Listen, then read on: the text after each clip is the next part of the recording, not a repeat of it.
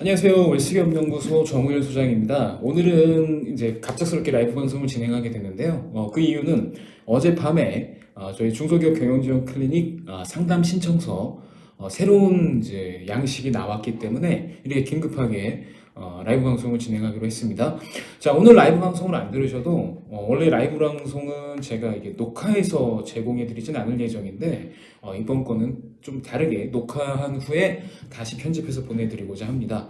저도 오늘 원래 방송을 찍을 계획이 없었기 때문에 좀 추리하고 뭐 이러고 있습니다만, 네, 특히 머릿결이 완전히 망가져서 좀 어쩔 수 없이 모자랄 수가 있습니다만, 그래도 일단 이 정보는 빨리빨리 드려야 되기 때문에 빨리 진행을 하겠습니다. 일단 중소기업 경영지원 클리닉 서비스 저희 그 새로운 양식지를 보시게 되면요, 디자인이 완전히 바뀌었습니다. 제가 몇 번 말씀드렸지만 저희 회사는 디자이너가 있기 때문에 다른 회사랑 다르게 좀 고급지게 나온다고 보시면 되고요. 자, 이 중소기업 경영지원 클리닉 이 시트는 한 장짜리가 아니라 감압지로 붙어 있는 겁니다. 그래서 한번 찍으시면 뒷장에 배서가 돼서 나오기 때문에 한번 작성하신 다음에 이 앞장은 이제 고객을 들이시고 뒷장은 이제 본인이 갖게끔 이렇게 하시면 될 것 같고요. 그러면 이제 중소기업 경영지원 클리닉 이 상담 신청서를 가지고 어떻게 활용하면 좋을지 한번 보도록 하겠습니다. 자, 그럼 일단 그 처음에 제일 위에 있다를 한번 보겠습니다. 자, 중소기업 경영지원 클리닉 서비스라고 이제 되어 있고요. 그 기업명 쓰게 되어 있죠. 기업명 쓰게 되어 있고, 그 다음 또 뭐가 있습니까? 네, 그 다음 또 보면은 상담번호 이렇게 입력하게 되어 있죠. 상담번호 입력하게 되어 있습니다. 그다음에 법인 등록번호 쓰게 되어 있고요. 설립을 쓰게 되어 있고 사업자 등록번호 쓰게 되어 있습니다. 자, 이 모든 것들은 뭘 보고 쓰면 될까요? 네, 맞습니다. 크레탑 보고 쓰시면 됩니다. 크레탑 보고 기업명, 그 다음에 법인 등록번호, 설립일자, 사업자 등록번호, 업종은 크레탑 보면 쓰시면 되고요. 근데 상담 번호는 이거는 본인이 부여하시는 거예요. 이 상담 번호는 이게 제가 서류를 저장하는 게 아니라 우리 그 멤버분들이 알아서 저장하시는 거기 때문에 상담 번호 이렇게 나가시면 됩니다. 세 자리로. 자, 일단 올해가 몇 년이죠? 올해가 2020년입니다. 20. 그다음 몇 월이에요, 지금? 5월. 그다음 몇 번째 기업이죠? 1번째 001 이렇게 해서 나가시면 되고요. 혹시나 이 상담 시트를 작성하시거나 아니면은 우리가 고객한테 사인을 받을 때 도대체 웰스기업연구소는 뭐 하는 데야? 궁금할 수 있잖아요. 그런 분들을 위해서 만든 QR코드입니다. 자, 이 QR코드를 사진을 찍으시면 바로 저희 웰스기업연구소 홈페이지 나오고요. 그 홈페이지에는 제 얼굴뿐만 아니라 저희 웰스기업연구소에서 함께 상담을 이렇게 진행해 드리고 있는 전문 자격자 네트워크까지 같이 형성이 되어 있습니다. 그러니까 요거 찍으셔서 웰스기업연구소에서 중소기업 경영지원 클리닉 서비스를 이렇게 제공한다라고 보여주셔도 되고요. 자, 그 다음에 크랩탑을 보고서 또 요걸 적으세요. 자, 이 중소기업 경영지원 클리닉 시트는 이 시트로 고객들한테 이제 뭐 고객들하고 이제 약정을 하는 것도 중요하지만 이렇게 몇 년 동안 컨설팅 서비스를 제공해 주시는 약정하는 것도 중요하지만 더 중요한 건 바로 우리 멤버분들이 기업을 분석하시는 툴로 써야 된다는 거죠. 자, 일단 크레탑을 보시고 그 다음에 이걸 또 쓰실 때 뭐가 있어야 되냐면 등기부등본이 있으셔야 돼요. 그러니까 등기부등본을 보고서 뭘 적으셔야 되냐? 대표이사가 누구다. 난 또 뭐 적어야 될까요? 사내이사가 누구다, 감사가 누구다 이렇게 적으시면 되고요. 참고로 감사가 있다고 한다면 이 감사분은 실제로 일을 하는 사람일까요? 일을 하지 않는 사람일까요? 일을 하지 않는 사람의 확률이 많습니다. 감사가 있다면 특히 자본금 10억 미만인 회사에 감사가 있다면 이 감사는 배우자일 확률이 높고요. 배우자가 아니라면 이 감사는 아마 직원 중에 한 명일 것이다 라고 보시면 됩니다. 그래서 임원을 등기부등본서로 딱 적고요. 자, 그리고 나서 이제 해야 될 일이 있어요. 자, 보통 등기부등본을 보게 되면 임원들 같은 경우에는 뭐가 나오냐면 연식이 나와요. 연식이 나오면 제가 말씀드린 연식은 생년월일을 말합니다. 생년월일이 나오게 되는데 이 생년월일 가지고 추정할 수 있는 게 뭘 추정할 수 있죠? 나이죠. 몇 살을 또 적어두세요. 자, 그 다음에 크레탑을 보던 아니면 혹시 주주명부를 구하셨던 아니면 세무조정계산서를 보시던 간에 먼저 임원을 정리하신 다음에 그 다음에 주주를 정리합니다. 대개 중소기업은 임원하고 주주하고 똑같아요. 그래서 만약에 다른 경우가 있다면 이거는 차명일 확률이 상당히 높다고 보시면 됩니다. 그래서 일단 그 몇 주를 갖고 있는지 다 쓰시고요. 그 다음에 이 비율을 몇 프로인지 쓰시고 가족관계까지 같이 쓰시면 되겠습니다. 보통 요거 등기부등본하고 이제 크레탑에 나와 있는 주식 소유 현황하고만 비교하게 되면 차명이 있는지 아니면 차명이 없는지를 알 수 있고요. 또 자본금 10억 미만인 회사 같은 경우에는 임원이나 감사 구성이 쓸데없이 되어 있는지 아니면 제일 되어 있는지를 확인할 수가 있죠. 자, 그리고 나서 이제 우리가 그 손익계산서를 한번 봅니다. 자, 크레탑을 쭉 보다 보면 손익계산서가 나오겠죠. 손익계산서에서 제일 보셔야 될 게 매출. 그래서 3개년치 매출을 다 보실 수가 있어요. 크레탑은 3년치가 같이 나와 있으니까 19년, 18년, 17년 3개년치를 보게 됩니다. 자, 그런데 크레탑을 뽑아보게 되면 어떤 경우는 이게 아예 안 나오는 경우도 있어요. 그러니까 임원 현황이나 이런 게 안 나오는 경우는 거의 없는데 매출이나 이런 재무상태표나 재무제표가 안 들어와 있는 경우도 있습니다. 이런 경우는 이 회사의 경우는 뭐가 없는 회사냐면 대출이 없는 회사다. 그럼 오히려 업력이 오래됐는데 크레탑이 안 나온다? 그 회사일수록 알짜일 확률이 상당히 높죠. 자, 그럼 먼저 손익계산서에서 매출을 먼저 적고요. 매출 적은 다음에 뭐 적어야 될 거죠? 네, 바로 순이익을 적습니다. 그러면 매출비 순이익이 나오니까 이 회사는 이익이 몇 프로 정도 되는구나, 마진율이 몇 프로 되는구나 나오겠죠. 그 다음에 재무상태표를 보시고 자산을 적으세요. 자산 총계. 그 다음에 부채를 적으세요.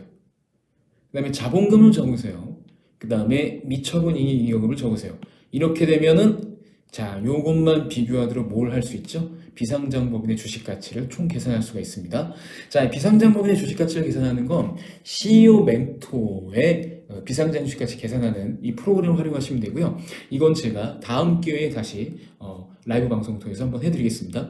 자, 기업가치를 하셨으면 정하셨으면 얘를 한 주당으로 나누게 되면 얼마가 나오겠죠. 이게 바로 한 주당 주식 가격입니다. 자, 요것만 알고 계셔도 어느 정도 우리 기업에서 파악이 될 수 있죠.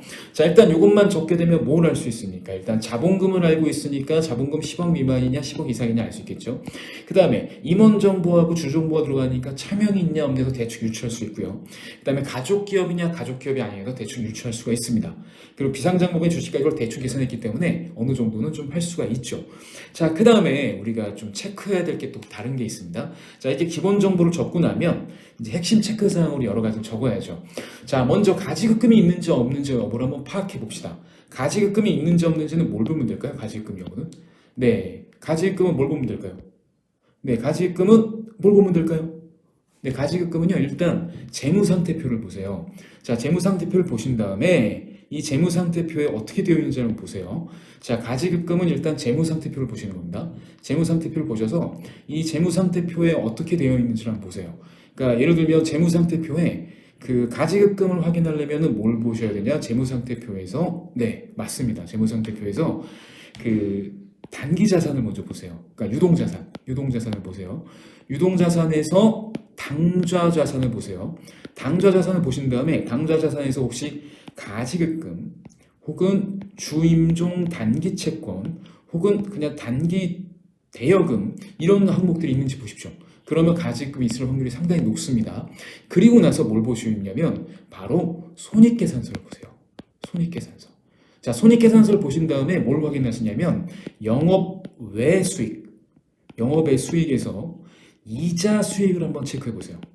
자, 지금 금리가 높아요, 낮아요? 낮죠. 금리가 낮은 상황에서 이자 수익이 1,000만 원 이상 나온다. 그럼 그 회사 같은 경우는 필시 뭐가 있을 확률이 많냐면 네, 가지급금이 있을 확률이 상당히 많습니다. 그러니까 가지급금이 있으면 인정이자를 내야 되잖아요. 인정이자를 낸 게 이자 수익에 잡히니까. 그래서 두 가지 확인하시는 거죠. 재무상태표하고 손익계산서 비교하셔서 재무상태표의 단기, 그러니까 유동자산에, 당좌자산에 뭐 주임종 단기 채권 혹은 단기 대여금 뭐 이런 것들이 있는지 확인해 보시고, 그 다음에 손익계산서상에 영업외 수익에 이자 수익이 1,000만 원 이상 되는지 이걸 좀 파악하시면 이 회사가 가지급금이 있는지 없는지를 파악할 수 있습니다. 그래서 이게 체크를 하시면 되고요. 자, 그 다음에 주식 지분 적었으면 보통 관계 여부가 나옵니다. 그러면 오너 CEO의 특수관계자 지분이 몇 프로인지를 한번 체크해 보시죠. 만약에 오너 CEO의 특수관계자 지분이 50%를 넘지 않고 타인으로 구성되어 있다면 이 회사 같은 경우는 100% 차명입니다. 아마 그 2차 그 납세 의무 혹은 간주칙스를 피하기 위해서 이렇게 일부러 세팅한 걸 수도 있거든요. 뭐 그런 것도 한번 확인해 보시고요. 자, 가수금 같은 경우는 어떻게 확인하면 될까요? 네, 가수금은요. 네, 가수금 확인하는 방법은 간단합니다.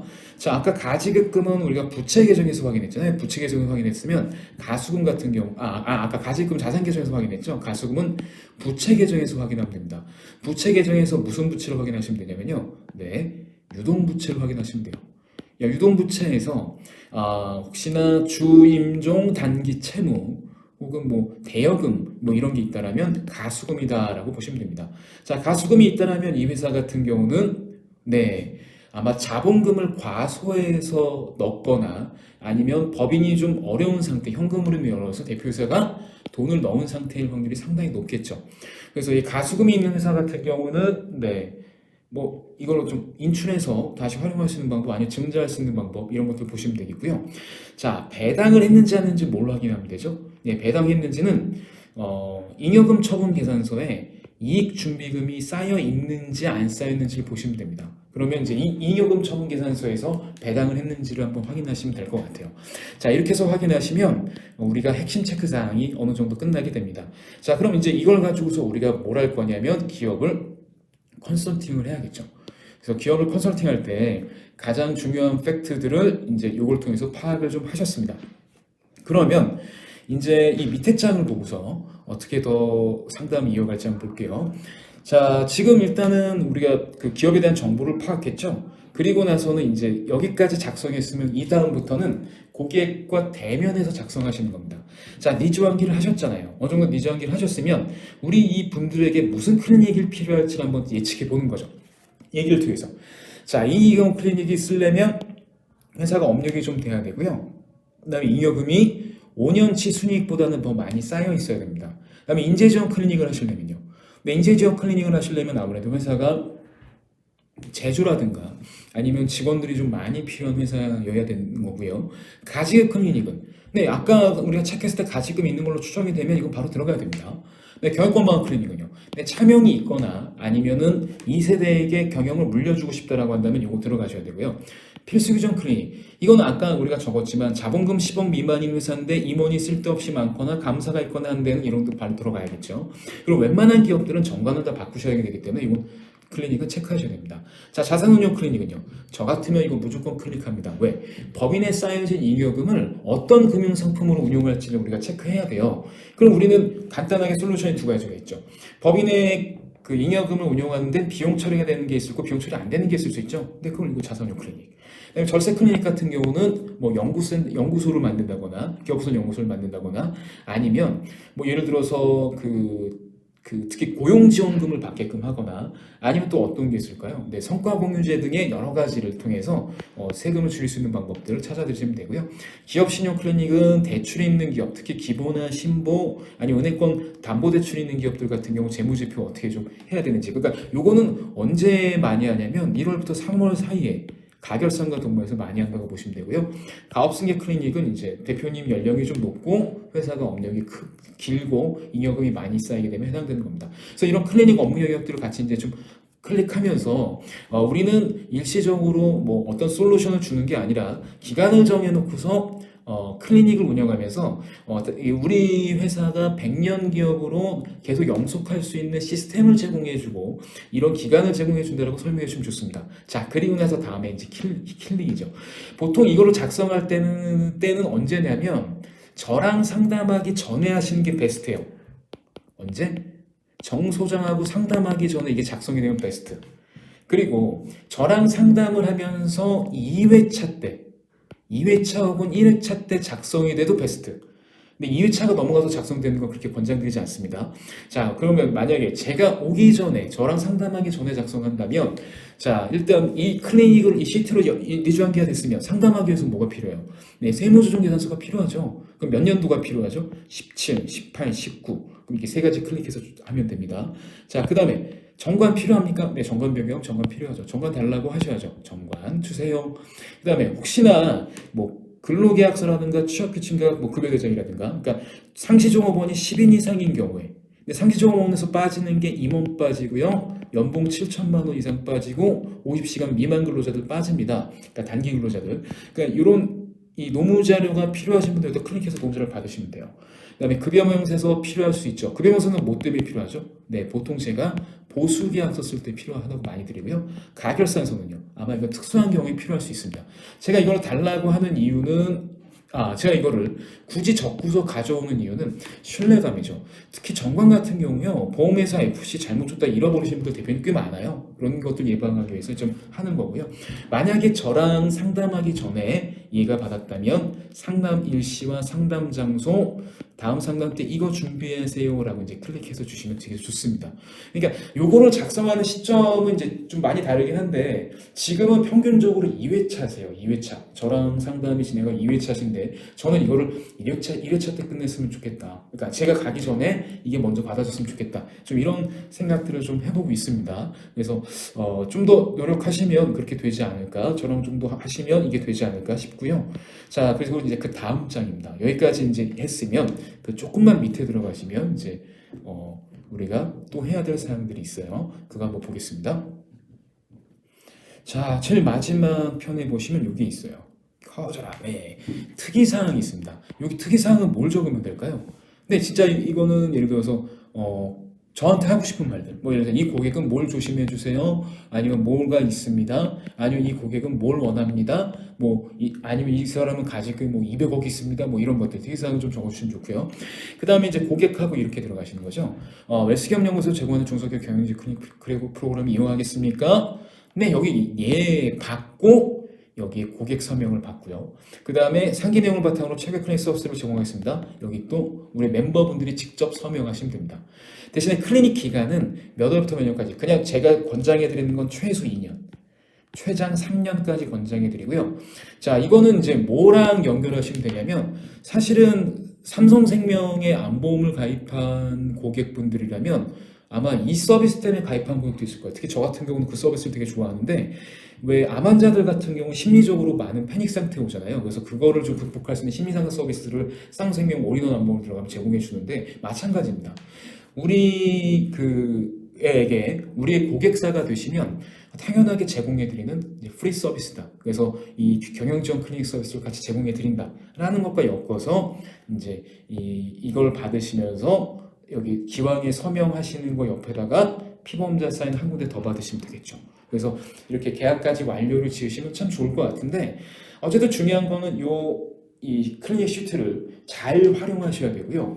이 클리닉 시트를 활용하면 활용하실수록 어떤 느낌이 드냐면 고객은 컨설팅을 받고 있구나 라는 듯한 느낌을 더 많이 받게 되실 겁니다. 그래서 저는 이 클리닉 서비스 이 상담 신청서를 언제 받으셨으면 좋겠냐면 바로 저랑 상담을 시작하기 전에 받으셨으면 좋겠습니다. 와, 지금 제가 뭘 하든지 간에 오늘은 얼굴이 너무 추리하네요. 네, 근데 이해 많이 해주시고요. 오늘 갑작스러운 라이브 방송은 여기서 마무리하겠습니다. 자, 그럼 다음 시간에는 제가 어떤 걸 할 거냐면요. 지금 그 중소기업 우리가 상담을 할 때 들어갈 수 있는 AP를 할 수 있는 이런 콘텐츠들로 앞으로 라이브 방송을 꾸밀 테니까 계속 들어오셔서 학습하시길 바라면서 오늘은 이만 마치겠습니다. 참고로 이건 동영상으로 별도로 제공될 예정이오니 이 시트, 상담 시트, 그리고 클리닉 상담 신청서 어떻게 활용하시면 좋을지를 계속 학습하시면 좋을 것 같습니다. 자, 오늘 여기서 마칠게요. 안녕!